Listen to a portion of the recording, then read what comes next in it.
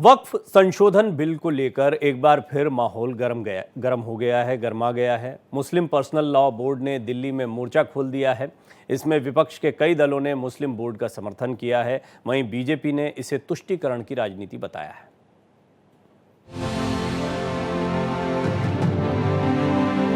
वक्फ bill के खिलाफ are पार की लड़ाई छिड़ गई है। दिल्ली के जंतर मंतर पर AIMPLB यानी all India Muslim personal law board ने हल्ला बोल दिया है। वक्फ बिल को लेकर ज्यादातर मुस्लिम संगठन एकजुट हैं। वहीं विपक्षी दलों जैसे Congress, Samajwadi party, TMC, CPM, BJD ने समर्थन दिया है। कोई भी जाकर कह देगा कि मस्जिद मस्जिद नहीं है और कलेक्टर बोल देगा कि इंक्वायरी, और जब इंक्वायरी कलेक्टर ऑर्डर करेगा इस बिल के कानून के तहत, इस बिल के तहत, तो जब तक कलेक्टर की इंक्वायरी नहीं होती वक्फ की प्रॉपर्टी नहीं रहेगी। यही होगा ना। अगर आपकी मस्जिद है, कोई जाके बोलेगा मस्जिद नहीं है, कलेक्टर को कंप्लेंट दे दिया, कलेक्टर इंक्वायरी ऑर्डर करेगा, इंक्वायरी तक जब इंक्वायरी ऑर्डर करेगा तो वो मस्जिद ही नहीं रहेगी, वक्फ नहीं रहेगा। दिल्ली में 123 प्रॉपर्टीज हैं जिसको दिल्ली वक्फ बोर्ड कहता है हमारी है और गवर्नमेंट बोलती हमारी है। सरकार का जो हमने बार बार कहा है कि 1995 का कानून अपने आप में पूरा था, उसमें कोई कमी होती तो आप करते। आपने तो सारा का सारा ही बदल दिया, पूरा छोड़ दिया आपने। सब बर्बाद करने की तैयारी है, पूरा बर्बाद कर देंगे, कुछ छोड़ेंगे नहीं है। हमने कहा ये वक्फ बिल नहीं बल्कि सांप का बिल है। इसमें सिर्फ जहर और विष है, इसके अलावा कुछ नहीं है। पूरी बर्बादी का ये पैगाम है कि तमाम औकाफ को बर्बाद कर दिया जाए, क्योंकि उनसे हर एक वक्फ के लिए कागज मांग रहे हो कि कागज लाओ, वफनामा लाओ। आज से 500 साल पुरानी मस्जिद का और इमाम बाड़े और दरगाह का वफनामा कहाँ से आ जाएगा? केरल की मस्जिद 1400 साल पुरानी है, उसका वफनामा मिल जाएगा। हालांकि वक्फ बिल को लेकर जगदम्बिका पाल की अध्यक्षता में JPC बनाई गई, जिसमें सभी दलों के प्रतिनिधियों की बैठक हुई। बावजूद इसके AIMPLB समझने को राजी नहीं। ऐसा अमेंडमेंट के बाद जो एक बेहतर कानून बन करके आएगा और जो ट्रांसपेरेंट ढंग से उसको वाकिफ का जो मंशा होती थी वक्फ करने का, और उस वक्फ का फायदा गरीब, पसमानदा महिलाओं को, खवातीन को, विधवाओं को, बच्चों को, उनके एजुकेशन के लिए, हेल्थ के लिए मिलेगा। अभी आज की तारीख में वक्फ की प्रॉपर्टी से किसी गरीब मुस्लिम को या विधवा महिला बच्चों को क्या फायदा मिल रहा है? मुस्लिम तुष्टीकरण की राजनीति करने का असली चेहरा उजागर हो गया। जिनकी संख्या 80% से अधिक है वो मुसलमानों में गरीब है। अगर उनके हित में कोई वक्फ बोर्ड जो संशोधन बिल आ रहा है उसके लिए कोई प्रयास किया जा रहा है तो यह वैसा ही विरोध है जैसे ट्रिपल तलाक के कारण से मुस्लिम महिलाओं पर अत्याचार होते थे और 3 बार तलाक कह करके उनकी जिंदगी बर्बाद करने का काम होता था। केंद्र सरकार का प्रयास है कि संसद के इसी सत्र में वक्फ संशोधन बिल को पास करा दिया जाए, लेकिन मुस्लिम संगठनों सहित तमाम दलों ने हुंकार भर दी है कि किसी भी कीमत पर ये बिल पास नहीं होने देंगे। अब देखना होगा कि वक्फ पर किसकी जीत और किसकी हार होगी। दिल्ली से राकेश सिंह की रिपोर्ट, भारत एक्सप्रेस। तो अलग अलग प्रतिक्रियाओं से आपको अलग अलग पक्षों के विषय में समझ में आ गया होगा। मैं भी सुनूंगा आपके साथ, आप भी सुनिए। मुकेश त्यागी जी, प्रवक्ता भारतीय जनता पार्टी, हाजी मेहरदीन रंगरेज, प्रवक्ता AIMIM, रमेश ठाकुर साहब, वरिष्ठ पत्रकार, ये तीनों मेरे साथ जुड़ चुके हैं। आप तीनों का बहुत बहुत स्वागत है। मुकेश जी, शुरुआत आपसे। क्यों ज़रूरत पड़ रही है इस सब की? इतना हंगामा करवा दिया आपने, हर जगह ऐसा लग रहा है कि बस सब कुछ मुसलमानों के खिलाफ हो रहा हो जैसे। नहीं, बिल्कुल मुसलमानों के खिलाफ नहीं हो रहा। मैं समझता हूं कि सबसे बड़ी विडंबना इस बात की है कि जो अक्सरियत में मुस्लिम हैं और 5% मुस्लिम जो क्लर्जी है और जो जिनका दबदबा है, बाहुबली हैं, और वो काजी भी हैं, मौलवी भी हैं और तमाम उलमाए हैं, इन लोगों का एक 5% लोग जो है वो 95% मुस्लिम्स के मुस्तकबिल को डिसाइड करने की जिम्मेदारी उन्होंने ले रखी है, गलत या सही। आज आपने देखा जंतर मंतर पर इनका जो आंदोलन है वो फेल हो गया। कोई भी बड़ा शीर्ष नेता इनके किसी भी गठबंधन से नहीं आया, चाहे राहुल गांधी जी ले लीजिए, अखिलेश यादव को ले लीजिए या ममता बनर्जी को ले लीजिए, कोई बड़ा आदमी वहां पर नहीं आया है, जबकि इन्होंने सबको इन्विटेशन भेजे थे। तो एक प्रकार से वहां पर सहमति नहीं है आपस में ही। और मैं समझ रहा हूं कि अंदर ही अंदर जैसे ट्रिपल तलाक को लेकर के मोहतरमाएं परेशान थी और उन्होंने मोदी जी को भर कर सपोर्ट किया, तो जिस प्रकार से इन्होंने इसको मिसयूज किया है, मैं ये कह रहा हूं अगर ये मिसयूज नहीं करते वक्फ की प्रॉपर्टी का, अगर ये उस कानून के आड़े में आकर के अपने जेब नहीं भरते, आज आप वक्फ प्रॉपर्टी का विश्लेषण व्यापक रूप से कराइए। कितनी वक्फ प्रॉपर्टीज का जो मतलब उसका शोषण किया जा रहा है, ऐसे ऐसे मैं आपको एग्जाम्पल दे दूंगा जिन प्रॉपर्टी की वैल्यू करोड़ों में है और उनका जो किराया आ रहा है वो मात्र कुछ भी नहीं आ रहा है। और मुझे जरा बताइए कोई भी टेंजिबल एविडेंस जो कि इतना बड़ा प्रॉपर्टी भूमाफिया है, एक तरीके से एक पाकिस्तान के बराबर इनके पास भूखंड है, मुझे बताइए कौन सी बड़ी यूनिवर्सिटी इन्होंने उस पैसे से खोल दी, कौन सा बड़ा अस्पताल उन्होंने वहां से खोल दिया, कौन सी ऐसा इन्होंने बड़ा काम कर दिया। अरे आप देखिए तो सही, रेलवे और डिफेंस के बाद आपके पास जमीन है, उससे किराया इतना आ सकता है कि आप पूरी मुस्लिम कम्युनिटी जो ठीक है, थोड़ा और पॉइंट लूंगा मैं, जरा एक दूसरा सिक्के का दूसरा पहलू भी गरीबी से निकाल सकते हैं। जी जी, तो इसको लगातार मिसयूज अगर प्रोग्रेसिव करने तो मैं समझता हूँ मौलवी और ठीक है, प्रोग्रेसिव मुस्लिम्स को त्यागी जी सपोर्ट करना चाहिए। जी त्यागी जी, इसका दूसरा पहलू भी जानते हैं। हाजी साहब आप बताएं भाई, आपकी शिकायत क्या है? आपको क्यों लगता है कि ये कुछ हाथ से निकल जाएगा? सरकार है, सरकार कुछ बेहतरी चाह रही होगी, सरकार हो सकता है, और ये कहा भी जगदम्बिका पाल जी को मैं अभी सुन रहा था, वो तो कह रहे थे कि जिनको सचमुच ज़रूरत है, मुस्लिम तबके के ही जो बच्चे हैं, महिलाएं हैं, जो अशक्त लोग हैं, उनके लिए मदद की जाए इससे।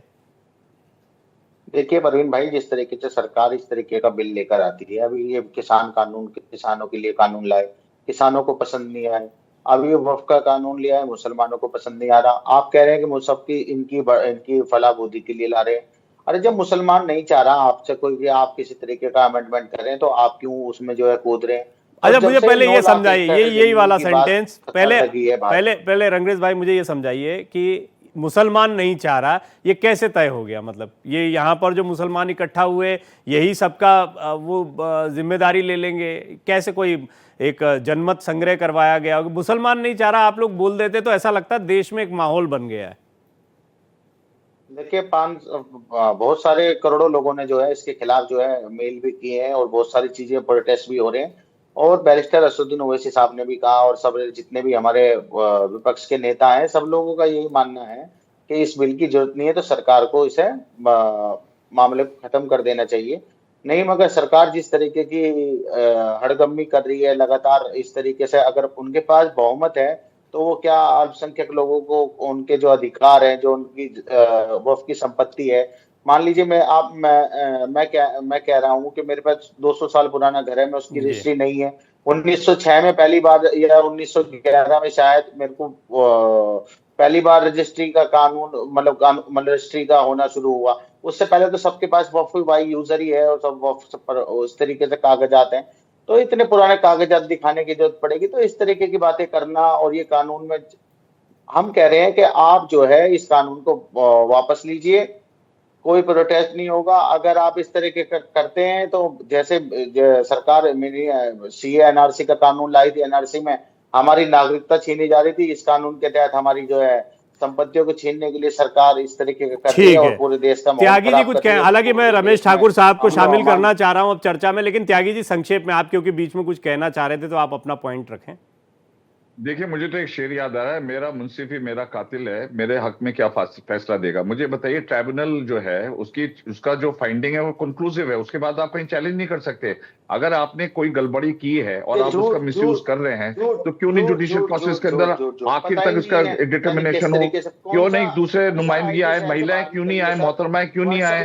आप वक्त बाय यूजर जो है, आप ये देखिए कितनी बड़ी तुष्टिकरण की जो राजनीति देश के अंदर हुई है कि मुसलमानों को सारे हक देते चले जाओ ताकि उनके वोट बैंक बना रहे, और वो ये लॉबी बड़ी स्ट्रांग थी। तो 1995 को आप जो अमेंडमेंट कर रहे हैं और उसके अंदर अगर उसके अंदर हिंदू नुमाइंदगी हो रही है तो आपको क्यों हो रहा है? चलिए, ये तो फिर वो यही तो होता ना, मैं इधर यही इनसे रंगरेज साहब से भी कह रहा था, मुसलमान इधर से हिंदू नुमाइंदगी, वो मामला उधर ही चला जाएगा। थोड़ा विषय समझ लेते हैं इसका।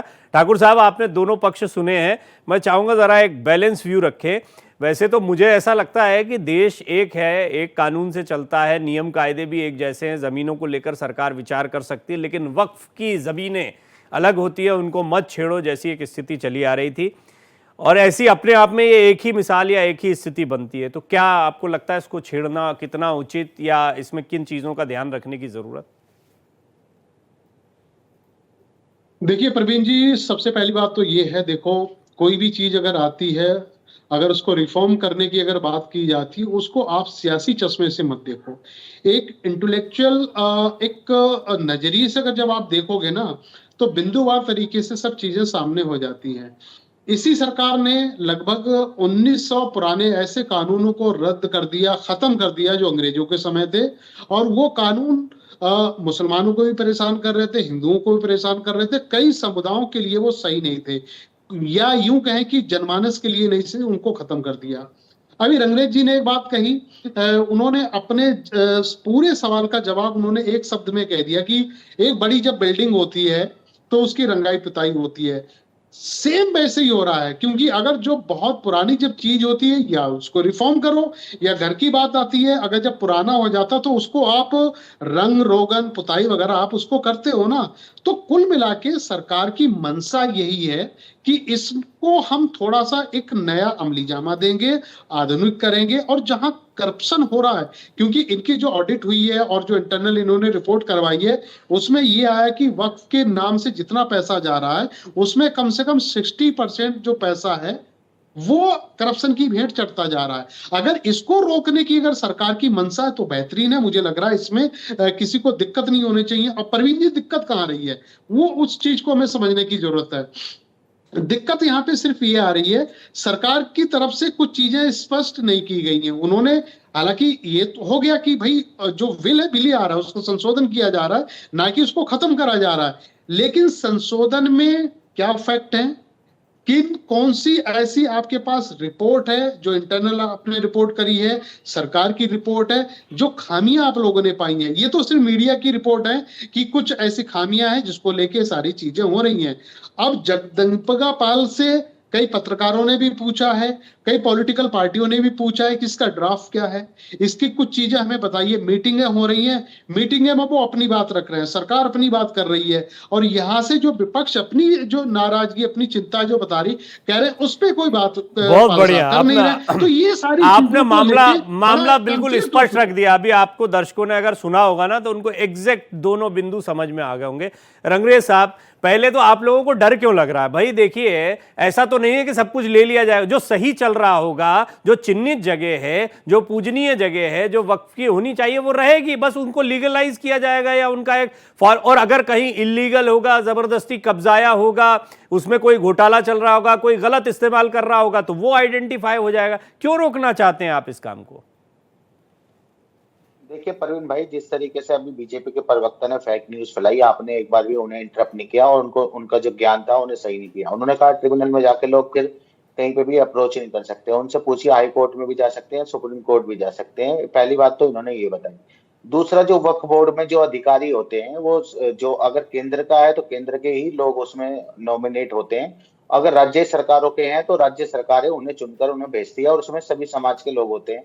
तो ये कह देना कि इस तरीके से कि मुसलमानों में ये एक फेक न्यूज और फैलाई जाती है कि जहां पे भी मुसलमान जो है रुमाल ढक देंगे वो जगह वक्फ की हो जाएगी। ऐसा बिल्कुल भी नहीं है। वक्फ की संपत्ति वो होती है जो हम गिफ्ट करते हैं, ना कि वो सरकारी जमीन है। सरकारी जमीन पे कभी भी वक्फ नहीं हो सकता, अपने पैसों से खरीदी हुई जमीन है। मगर जब से 9 लाख एकड़ जमीन का पता लगा कि सेना और रेलवे के बाद अगर मुसलमानों के पास 9 लाख एकड़ जमीन है, तो मैं बता रहा हूँ 2 स्टेट है, तेलंगाना और तमिलनाडु, वहां पे 2 मंदिर हैं उनके पास, इससे डबल जगह है। तो ये तरीके की बातें करना, पेट में दर्द हो जाना, मुसलमानों के खिलाफ एक टारगेट। देखिए मैं कह रहा हूँ ये सरकार निठल्ली सरकार है। नहीं, मुझे आपका वो पहले आप जो कह रहे हैं, त्यागी जी ने एक गलत जानकारी दी, वो पहला थोड़ा इस पर मुझे नहीं समझ में आया कि आप वो क्या कहना चाह रहे थे। आप बोलते बोलते सरपट 3-4 चीजें बोल गए, वो आप बता दीजिए, त्यागी जी आपको स्पष्ट कर देंगे, यही आमने सामने बैठे हैं आप। मैं क्लैरिफाई कर देता हूँ जो कह रहे हैं। देखिए, उसके अंदर ऑल्टरनेटिव रिवीजन पिटीशन का मामला है, लेकिन अपील नहीं कर सकते। एक एक करके त्यागी जी समझ गए, त्यागी जी को सुन लीजिए, वो बताएं। त्यागी जी को सुन लीजिए, वो समझ गए आपकी बात। बोलिए त्यागी जी। देखिए, no according to Waqf act there is no direct appeal against the decision और order of the Waqf tribunal, as the act state that the tribunal decision of final and binding. However, an alternative remedy is provided to file a revision petition.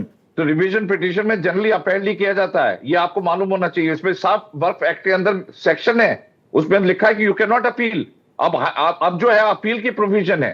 अब आप district collector के order के against अगर district collector मनमानी करता है, इनका ओवैसी साहब का सबसे बड़ा ऑब्जेक्शन यही है कि डिस्ट्रिक्ट कलेक्टर मनमानी करेगा। अरे मनमानी कैसे करेगा? उसके ऊपर हाई कोर्ट बैठा है, उसके ऊपर सुप्रीम कोर्ट बैठा है, उसके डिसीजन जो है स्क्रूटनी होंगे। लेकिन ट्राइब्यूनल में कोई स्क्रूटनी नहीं होगा। और वक्फ बाय यूजर क्या है?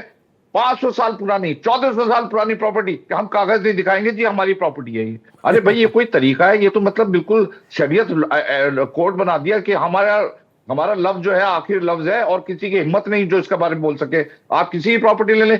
अच्छा मुझे बताइए, वक्फ बाय यूजर में एक और भी है जिसमें हेयर को नहीं मिलता, उसके जो उत्तराधिकारी को, अगर लड़की नहीं है और उसका लड़का नहीं है तो लड़की को नहीं जाएगा, वो जो है सीधे वक्त उसमें चला जाएगा। तो इस प्रकार की बातें करना मैं समझता हूं अल्लाह के नाम से है ये और उसका मिसयूज बस कितना हो एक रहा चीज और समझना है कि इसका ड्राफ्ट भी क्लियर होता है, जो ठाकुर साहब कह रहे थे वो भी इंपॉर्टेंट बात है कि अगर हमारे सामने ड्राफ्ट होता तो हम और चीजें स्पष्टता से समझ पाते। त्यागी सर, आप बता रहे थे ड्राफ्ट के बारे में, जो ठाकुर साहब ने सवाल उठाया, थोड़ा स्पष्टता से बातें रख देते, क्या क्या होने वाला है, तो शायद झंझट नहीं होता। मैं देखिए ये कह रहा हूं कि वक्फ इसमें क्या क्या मेजर अमेंडमेंट क्या क्या आ रहे हैं, आप ये देखिए। एक तो आ रहा है Waqf by user. Waqf by user में ये कहते हैं कि हम कोई डॉक्यूमेंट नहीं दिखाएंगे, कोई इसका टाइटल डीड नहीं दिखाएंगे। हम चाहे 2000 साल पुरानी हो या 400 साल पुरानी प्रॉपर्टी पे अगर वक्फ का जोर है तो उसमें बिना किसी स्क्रूटनी के वो हमारी प्रॉपर्टी हो जाती है। अभी ये AMM के जैसे ये लोग भ्रमित कर रहे हैं लोगों को, ये भड़का रहे CA के अंदर। मुझे आप ये बताइए कि किस मुस्लिम की नागरिकता गई? उसको लेकर के पूरे देश के अंदर आंदोलन चला, पूरा दिल्ली को जो है इन्होंने जो है पैरालाइज कर दिया। किसकी नागरिकता गई? अब ये क्यों नहीं खोल करके बोलते कि CA में किसी की नागरिकता नहीं जा रही है? ये भड़काऊ भाषण देना बंद करें। और मैं समझता हूँ ये जो प्रोग्रेसिव मुस्लिम्स हैं, जो चाहते हैं कि उनके जो आने वाला जो पीढ़ी है उसको फायदा मिले वक्फ का, ताकि उसके जायज फायदे उठाए जाएं, तो इनको इसका खैर मकदम करना चाहिए। मैं समझता हूँ मोदी जी ने, जैसे अभी पूर्व वक्ता ने कहा, हम लोग रैशनलाइजेशन कर रहे हैं। अभी ऐसे एक्ट्स हैं जो गलत थे, जो ब्रिटिश टाइम के थे, कॉलोनियल टाइम के थे।